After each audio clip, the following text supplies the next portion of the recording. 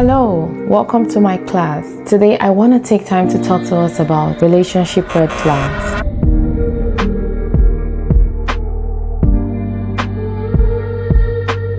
These are things that are seen in almost every relationship. And the interesting thing about the topic today is the fact that a lot of times when we talk about relationship red flags, we talk about it from the point of romantic and love relationship or marital relationship. But I want to just point out the fact that red flags are things that happen or exist in any relationship. So there could be red flags in a relationship that an individual has with their siblings or a parent and their child. So relationship red flag can actually exist in any form of relationship. So it is very important for you to watch out for these red flags. I don't want you to just think that, oh, it's probably when I'm in marriage or when I'm dating or in courtship, that is when those things are going to happen. That is when red flags exist. No, they exist across any form and any level of relationship. So please take note of that. I will start by defining what red flags are. Relationship red flags are warning signs that something is unhealthy and unsafe in a relationship. When you're in a relationship, any kind of relationship,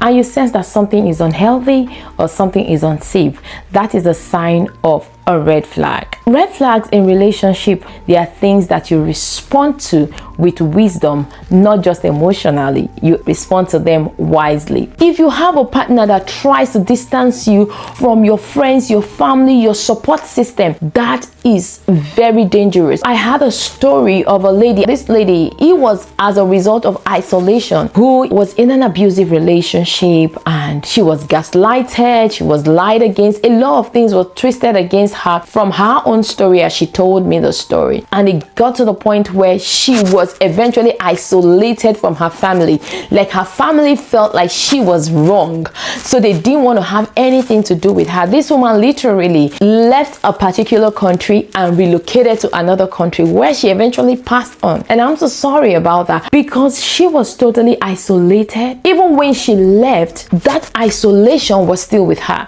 So isolation is something that we need to take seriously. No one should get us to the place where we become isolated. Do not let that happen to you. When you feel you're being isolated from your family, your friends, your support system, that is a time for you to step in and do something about that red flag.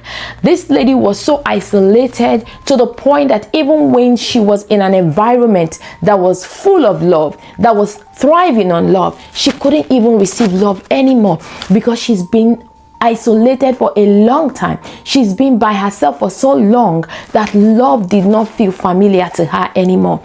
And eventually this woman passed on in her own living room, in her house, for days before people knew about it. That is how dangerous isolation can be. Healthy relationship would be thriving on love. Love does not cut you off from your community. Love encourages community. It does not discourage community. I'll go ahead and list some signs of red flags.